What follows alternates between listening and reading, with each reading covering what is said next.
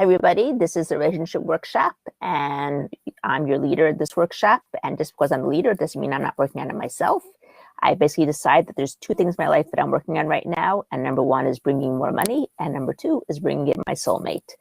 And so I decided to make workshops because the more people work on it together, the more powerful the work is for everybody involved. The point of the workshop is basically so that you can all bring in your relationship problems. And if there are things that are personal, we can turn off the video for that point. We don't have to be videoing it for the whole world to see. We'll only at the end see the results so that people can actually see that this thing is giving people results. So just to let you know in advance, you don't have to feel uncomfortable that the whole world is going to see all your relationship problems. The real point of it is that we can all work together to get to where we want to get to. And as I said, the more people work on it together, the more powerful the work is. So I have a number of books on relationships, on how to build relationships and how to draw relationships in on a more, not on a physical level of going out and saying hi to a person and bringing them in, but more about how to do the inner work in order to bring your relationship in. And what we'll do is we'll work with the books. The first one I'm going to use is Calling in the One, although I might mix in from other places as well, things that I know, things that I've read about. And what I do advise is that you all have a notebook. Get a notebook that you like writing in because you'll be more likely to write in with it. Get a notebook, get a pen which you like writing with, because if you like your writing utensil, the chances of you actually using it are going to be much greater. For this specific course, since we'll also probably make what's called a vision board, and you'll hear, if you don't know what it is yet, you'll hear about it in the future. You also need old magazines, which you don't have to get right this very moment, but at some point we will be using them too. Cut out pictures. You'll probably need some sort of glue. The stick glue works fine. If you're going to get, when you get the notebook, I would advise you to get some of the stuff we're going to do also has to do with handwriting. And when you're working with handwriting in general, I prefer using unlined so that you're not writing textbook straight, but we end up getting a upward slant. Upward slant is more optimistic. We'll get into that as well. Don't be overwhelmed right now if I'm giving you a whole bunch of stuff. We will go into each thing separately at the right time. I'm just giving you some sort of an overview of it here so you can know what to prepare yourself for. Okay, so before we start looking for our soulmate, we have to make sure that we ourselves are open to bringing in our soulmate. Because if we're closed, then the soulmate's not going to come. And I don't know if you've ever experienced this, but I know that for myself, I was divorced 11 years ago. And when I first got divorced, I had no intention whatsoever of meeting someone. I had to figure out my life. I had 6 small children at the time that I was raising basically on my own. And it kind of showed because guys didn't pop into my life. All right. To a certain extent, I was closed. My whole mindset was closed and my heart was closed. Now, as I became more and more ready to meet the right one, to think about, not meet the right one, even just thinking about being the right one, things opened up. People can feel it, even if they can't see it, even if you don't actually say it out loud. People from the outside can feel that openness. But we want to make sure that we're totally open and to the right people. So the first exercise that we're going to do is going to have to do with opening ourselves up. Now, before we actually get into the exercise, just a little tidbit that I learned when I was learning handwriting analysis, and that is that our whys have a very big impact on how open we are. Let me just find the card over here about the why.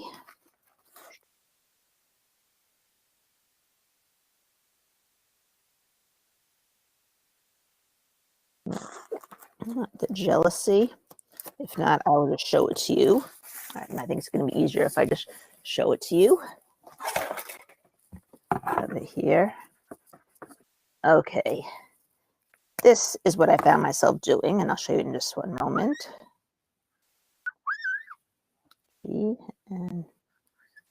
Okay, there's 3 basic letters that have the lower zone, these little lower loops right over here.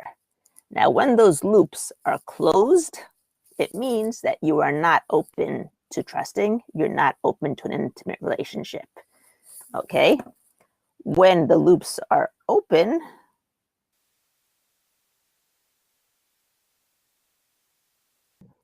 you are much more open to a relationship, much more open to trusting and to allowing its trust and allowing intimacy. Okay, so when I first started this whole business, my loops were like this. And I said to myself, oh my goodness, how am I going to ever allow something in with that kind of loop of lacking intimacy and lacking the trust to allow the intimacy in? Now, one more little tip over here is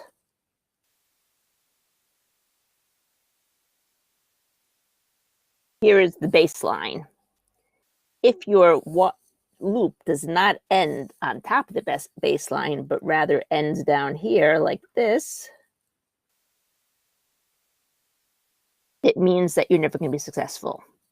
Look at it as sort of like a motor car, which as you're going on a motor race, you're going, you almost get to the top, and then whoop, you miss it, and then you fail. Okay? So the two things we're looking for over here is number one, success. Number two is having, how do you say, the open loop, which is open to intimacy. Now, interestingly enough, these loops also mean imagination. And since the imagination is on the lower part, it's physical imagination, which could have to do with things, let's say, like traveling, could have to do with things like exercise, could also have to do with things like sex.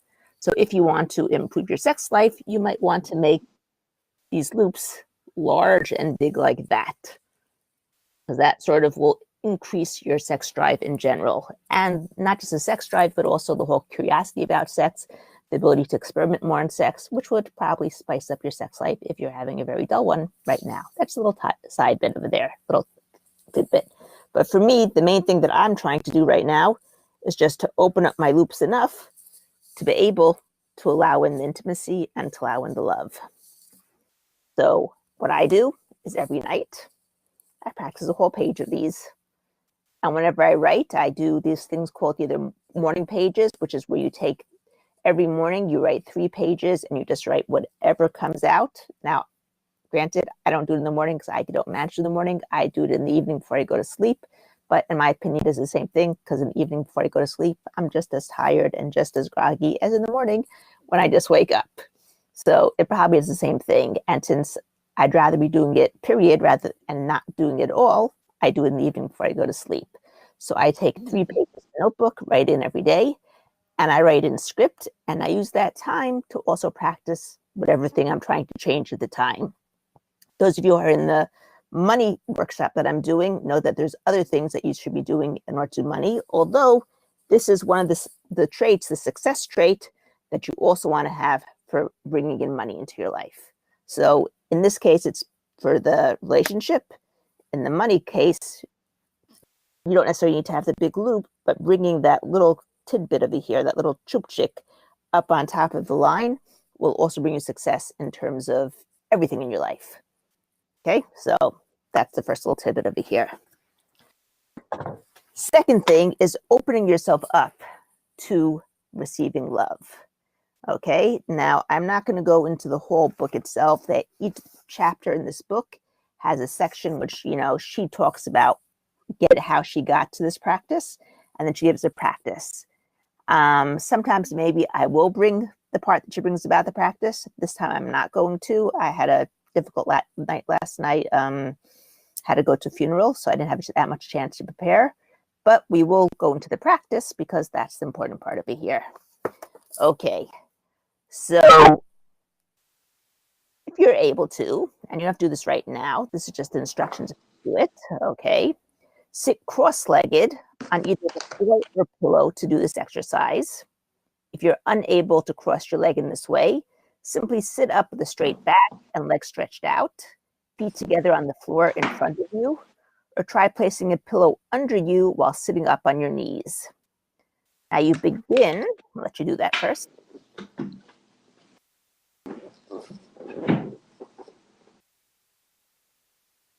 By stretching your arms out in front of you, palms together, elbows straight, with your arms parallel to the floor. And as you inhale through your nose, open your arms widely to the sides, expansively, bringing your shoulder blades as close as possible together. As you stretch, place your awareness on your heart Imagine your heart opening and expanding as you fill your lungs with air by continuing to breathe in deeply. Feel your arms stretch out as though they were giant wings while keeping your arms parallel to the ground. When you've stretched your arms as far back as they can go, begin exhaling strongly through your nose. Bring your arms slowly back to the original position. Again, press your palms together, keeping your arms parallel to the ground the entire time. Silently say to yourself with each expansion as you open your arms up, I open myself fully to give and receive love. Okay, you can say it in your heart, you can say it in your mind, or you can say it out loud, whichever fits you. If you're able to, repeat this movement 26 times with your eyes closed and slightly rolled up and focused just above between the eyebrows, your third eye. Now, just as a slight little hint, when your eyes are rolled up and focused just above you, it does put you into the trance state, okay? Which means that you are then talking to your unconscious mind, which is what we know controls everything. So when you say that, you're basically instructing your unconscious mind to be open to give and receive love. Okay, you do this exercise at a moderate pace. Allow yourself to relax between expansions. If necessary, you might bring your arms down to rest upon your knees. All right, so let's try doing that. We'll do that 26 times. Hold on, let me just get into that position. Not as easy on this rocking chair, but I can do it.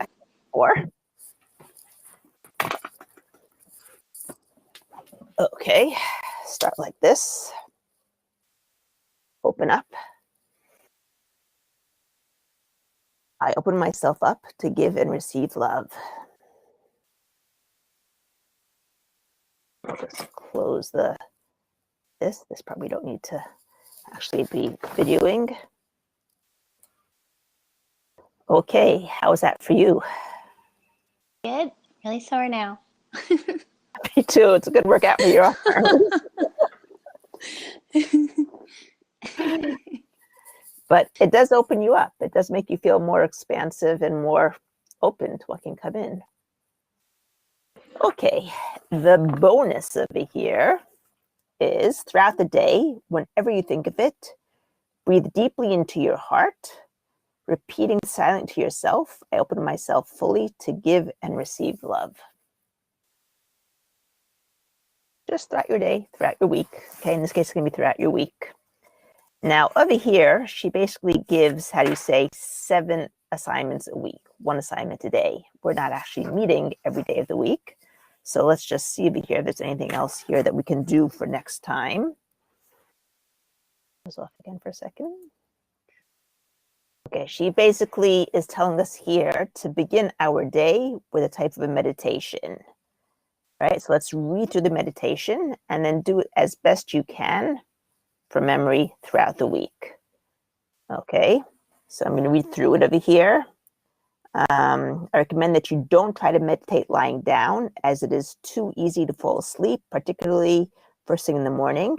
If you can sit up straight and cross your legs in front of you, rest your hands gently on your thighs and close your eyes. Note, for some of you, sitting still like this presents an immense challenge. If this is true for you, I'd rather you try a walking meditation than skip the meditation included in this book entirely. Take a mindful walk around the block while doing the assigned meditation as best you can. Notice if there's any tension in your body. If so, release it and allow yourself to feel relaxed. Focus on your breathing, allowing your breath to fill up your belly and then your heart. Imagine a beautiful light expanding the energy around your heart with each breath. Next thing, think of your neighbors. Notice that there's vibrant energy that connects your heart to their heart and back again from them to you. Say to yourself, I'm connected to everyone and everything. Now think of your coworkers or those you come in contact with on a daily basis. Again, notice the beautiful force fields of energy connect you with each person you see. Whether you know the person by name or not, repeat the phrase to yourself with each person you think of. Now imagine that you're walking down a street. Again, see energy connecting you to everyone you pass. And continue to repeat the phrase, I'm connected to everyone and everything. Now think of those people who you are estranged from. Maybe it's because there's unresolved anger between you. Perhaps it's because time has passed and you've lost touch. Whoever comes to mind is fine. And as you repeat the phrase with each person who comes to mind, imagine a beautiful energy passing between your heart and theirs, connecting you in love. Spend at least 3 minutes doing this exercise. If you are able to sit for a longer period, I encourage you to do so, but you need not do it for longer than for 3 minutes. And I invite you to frequently throughout your day connect with your own heart and repeat silently to yourself, I am connected to everyone and to everything. Consciously relate to those around you, looking to discover the connection between yourself and others. Make eye contact. Speak to someone you would ordinarily not speak to. Smile at someone you might normally look away from. Ask someone how they are and pause long enough to listen to their response. Note if any of this makes you uncomfortable and just breathe through your discomfort. Don't allow your discomfort to stop you from doing the exercise throughout the day. At the end of the day, take out your journal and write down the moments where you experienced a sense of connection, relatedness, and belonging that passed between you and another person, whether or not you knew them. It could be that a stranger looked at you and smiled. Perhaps you opened the door for an elderly person or someone called you for business purposes. Remember, we are trying to look for love everywhere. Okay, so that's one of our assignments as well. Aside from saying I open myself up to give and receive love, we're also looking at people, feeling connected to them, and then writing down how we feel about it, what happened to us. Okay, let's see if there's another one over here that's worthwhile doing. I mean, they're all worthwhile doing, but for a particular purpose. Okay, yes, this is a good one. Okay, in your journal, write a list of 5 things or more that you need in order to be happy in a relationship. Okay, this I advise you to write down because we'll discuss it next week just to see what things you came up with and how they felt. Okay, so this might look like something like, I need to feel valued and respected. I need to be told that I am beautiful. I need to be inspired. Okay. Now close your eyes after you write it, and one statement at a time, grant yourself each item on your list by speaking it to yourself silently or out loud, so that I need to be valued and respected becomes I value and respect myself. I need to be told that I am beautiful becomes I acknowledge how beautiful I am. I need to be inspired means I inspire myself constantly. Now we know that unless we give it to ourselves, unless we feel it from the inside, no matter how much someone from the outside is going to tell it to us, we won't be able to accept it. So if you've ever heard the term, become the person that you want to meet, this is what it's about, becoming the person that you want to meet. Do it for yourself, because if you don't do it for yourself, you won't be able to accept it from others. And if you do it from yourself, for yourself, you won't attract the others who don't do it. Okay? Because it's what you're holding inside of you. Any questions about that?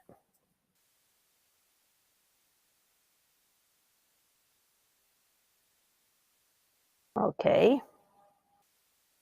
Now, a bonus practice in action over here is to get some quiet time today where you can privately write a letter to yourself written to you from your ideal lover. Imagine what he might say to you as he whispers softly in your ear in a moment of great tenderness and love. What is it that your heart has longed to hear your lover say to you? For example, you are the most beautiful woman I have ever known. I will always love you, and I will always do everything in my power to make you happy. When you're finished, reread your letter again and allow yourself to imagine those words being spoken to you with the greatest, kindest care. Now place your hand upon your heart. Silently or aloud, lovingly say your name to yourself. Slowly, with great meaning, read your letter to yourself from yourself. Allow your heart to open and receive the sweet sentiments that you have written.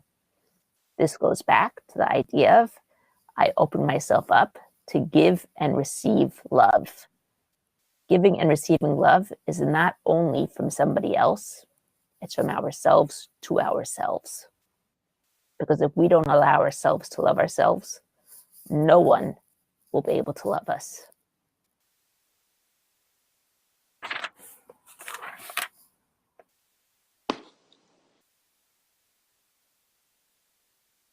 Okay, let's look at the next one.